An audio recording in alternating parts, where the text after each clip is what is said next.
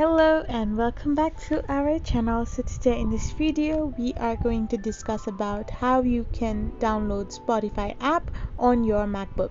So without further ado, let's get straight into our video. So first and foremost, all you need to do is select a browser according to your preference and type in the URL of Spotify download, which is www.spotify.com/us/download/mac. Once you do it, you will end up in this kind of interface, so where you can simply click on the download option. Once it's downloaded, you can see it from your downloaded files and tap on the Spotify app. Once you do so, in few seconds it will download Spotify on your MacBook. Once the download process is completed, it will start to install Spotify on your MacBook.